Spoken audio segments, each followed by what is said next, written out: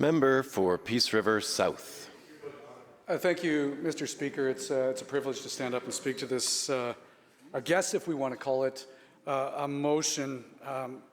I will be frank, when I first saw this motion being presented, I thought it was a bit of an April Fool's joke when this came out. Maybe it's just taking something from a year or two ago and thinking it meant something and bringing it back. But you know, when I look at this, the motion should have read more like, be it resolved, the regular people cannot afford to live in British Columbia under an NDP government anymore. That would at least been more factual. That would have been more factual to what's taking place right now in British Columbia. In fact, you know, Honourable Speaker, one of the most frustrating things, I think, for not just the opposition when we're trying to hold government accountable, but regular British Columbians, is it doesn't matter what we talk about now in this province under 7 years of an NDP government, every single thing, the term crisis is used. Whether it's healthcare, whether it's crime and addictions, whether it's affordability and housing, every single time one of these issues is talked about, the word crisis is used. Now, when we want to talk about housing specifically, I find it really interesting.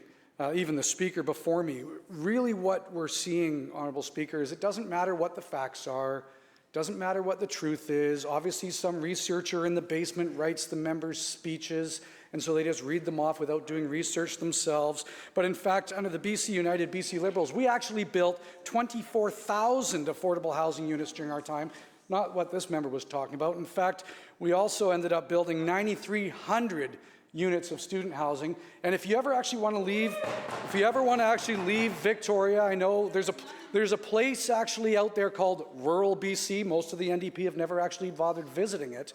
But if they actually came to places like mine, I'll give them a personal tour of many of the housing units, student housing units that were built while we were in government, something I was proud of. And Okanagan, they're everywhere. But of course, again, they don't want to acknowledge it because it doesn't fit their narrative.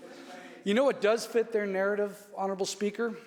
The facts that people are struggling in British Columbia. In fact, we just heard a throne speech, 2 weeks later than normal, I will add, but we just heard a throne speech that we haven't had a chance to debate, really. Go figure again, they don't want to be held accountable. But that throne speech basically highlighted all of the problems people are facing in British Columbia around housing, healthcare, affordability. No solutions. Ironically, we're in an election year. This government has no plan, I guess, but they just talked about the struggles everybody's facing. Then we come out with a budget that basically highlights the same thing. Look, we are in a housing crisis. You want to make housing more affordable, start building more housing. This government has been unable to achieve almost every promise that they did in a photo op in trying to fix the housing crisis. In fact, they backpedal and walk away from most of the promises that they've made over the last 7 years, Honourable Speaker. We need to be fixing the housing crisis. And again, I use the word crisis. I would have a lot more understanding of this government if they stood up and just claimed the fact, yes, we're in a crisis and we've been in government for 7 years and we've done nothing about it. In fact, mostly what I hear out there is this government acts just like opposition, because rather than actually making decisions and trying to fix the problems that are under their watch, they just try to do a blame game on everybody else. Newsflash, you're the decision makers. You get to do something about it, and you've done nothing. And people in British Columbia are suffering because of it. So, Mr. Speaker, you know, we need to be fixing this crisis, the crisis that this government, again, has had a watch over for 7 years.